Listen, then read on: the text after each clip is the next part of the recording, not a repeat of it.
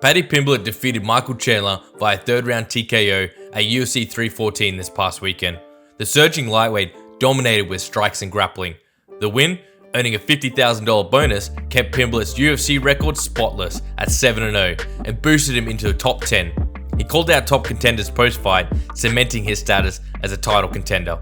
Speaking on the Javier and Mo Show, Javier Mendez had this to say about the scouser. Paddy's ready to face anybody. What he's done already, his credentials, his winning record in the UFC, and his hype. What he can do, how he can motivate people. If they give him the next title shot, he deserves it. Is he worthy? Yes. He's very interesting, and he's got all of England behind him. I'm a fan. Speaking to MMA Junkie, Dustin Poirier also weighed in on Paddy Pimblett and what he thinks is next for the rising contender. This guy was a prospect, now he's a contender. You have to take him for real now. Not that Chandler wasn't a big fight, but his next fight has to be a really big one. Like Gamrot, Arman Sarukian, Charles Oliveira. For me as a fan, put him in there with Dan Hooker. That would be an incredible fight. That's a fun fight. The build-up is going to be fun. Dan is going to stand and trade with him. Dan has good takedown defense on the ground. That's a fight, I think. Chandler posted to X the Monday after the event with a picture of him holding his son's hand and a caption that read, "Never out of the fight. This picture sums it all up. As long as I've got these heartbeats and hands to hold, I've already won." Chandler is now 2-5 in the UFC, with his last win over Tony Ferguson back in 2022. What's next for Michael Chandler, and whom do you think Paddy Pimblett should fight next?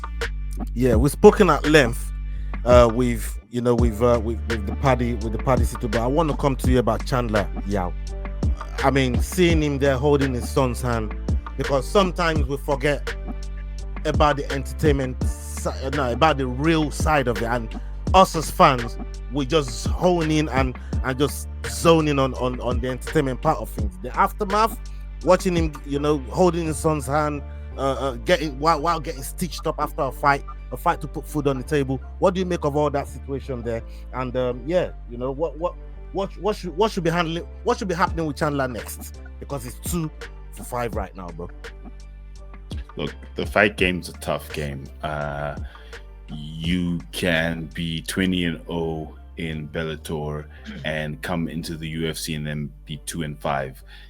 It's a tough industry. It's a tough thing to do, and it's one of those cases where like he says, he is one of the most exciting lightweights on the planet. We do talk about him. We do enjoy watching him fight. We do possibly still want to see him fight against Conor McGregor, because we don't know what state Conor's in, sure.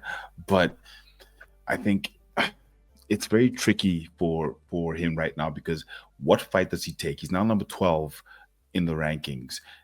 If he goes outside the rankings, he becomes a journeyman in the UFC. He might as well be Kulikani Hlongwa, to be honest with you, at this point. It's just terrible. But what point? He went there, Adrian. He went there, man. Hey, I don't know exactly what he thought. He went there, Adrian. You hear that? He threw that shot, man. Please continue. I've heard from last week, because I picked him in that fight against someone who was 0-1, and it hurt me. But the point is, I think he just needs to, just reassess who he's fighting. I don't think he needs a break. Honestly, I think he needs to just get right back in. He lost that fight great, but pick your next fight properly is what he needs to do, because he keeps on fighting at the top level, and clearly he's not at the top level. He might pull a Joaquin Buckley where you start to give him the right matchups, then he builds himself back up despite his age, and he might finish his career well. I don't know, but for me, I think he just needs to rethink his matchups, but keep going, because we do like seeing him fight. And unfortunately, here's my logo, so come on, Michael Chandler, come on. Yeah, Joaquin. I'm going to come to Adrian real quick on this one, right? As a fighter that's been on both ends of the spectrum on wins and losses, and you see what it's really like when you're in the back room after the fight's done, when you're not hearing the noise anymore. What is it like to just feel that support from family and friends, like people that really fuck with you, like they all rally around you in your wins and your losses, but you have those people there? What's that feeling like? Because watching Chandler just holding his son's hand right there, that definitely hits him, because it's not all about the entertainment. There's real life people here putting their health and safety at stake.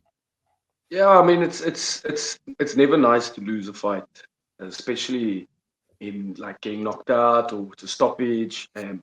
But in all honesty, I think losing by decision is the worst because you've gone the full fight. You think you may have won the fight, and you've taken so much damage, and then they go and they say no, you lost. So I think that can sometimes be worse than like getting a stoppage loss or something. But I think having that support system is very important. Like, especially like your coaches, your family, your friends. I mean, I could have given up and stopped fighting, but if it wasn't for my family and my friends, encouraging me and supporting me when I couldn't do it myself, it gives you like a second breath and a second wind to get up there and go again, try it out, do it again. I think personally, Chandler, I think, like Yao said, he's been taking too big of, like trying to jump up the ranks too quickly, because I think when he came into the UFC, that was kind of the expectation, coming straight from Bellator. And I think what Dana White expected from him was to like have 1 or 2 fights and then boom, straight for a championship, which is what happened. And then they thought he would have taken the title. But I think from there, it was just a bit of a slump.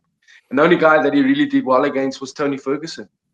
And I mean, that guy was on his way out already. So, yeah, in my opinion, I think he should get back in there. Maybe also just give himself some time to think about his next opponent. But I'd like to see him fight someone like maybe like Benoit Saint-Denis, or maybe even Benny DeRouche, someone like that, and then he can build himself up again and see what happens afterward. But he shouldn't rush into like a top 5 fight again or something like that. He needs to first like fix himself on paper again, get some momentum behind him, and then try again. Because I mean, the guy works hard, so it's not like he's a slouch or anything like that, or someone to take lightly at all. I think there's something I wanted to chime in with there, and you actually just made it the perfect segue with the working hard comment there, Rayo. And I just want to bring up this clip that I seen earlier on with him and his son after the fight. Like, this dude can take a negative and turn it into a positive in such an amazing way, and a way that he taught his son an unbelievable lesson in life. So I'm just going to play this one. Spin it. Okay, listen. Chandler's, we're going to work extremely hard. We're going to try to do the best that we can. Sometimes we're going to fall short. We're going to come up short. But we're always going to keep our head up. Even if you get some cuts on your face. Okay. I love you. Cheers.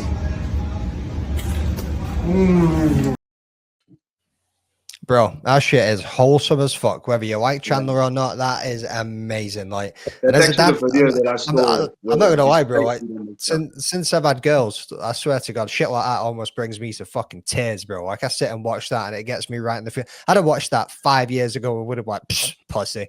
You know what I mean? and now I'm sitting there and I'm like, somebody cutting onions, bro. What's going on in this place? Someone giving me tissue. I don't know. I can't say what it's like to be a father or anything like that, because I don't have any kids. If you've enjoyed this video, don't forget we do our Dust Off Shakedown every Wednesday, 9 p.m. UK time. Don't miss it.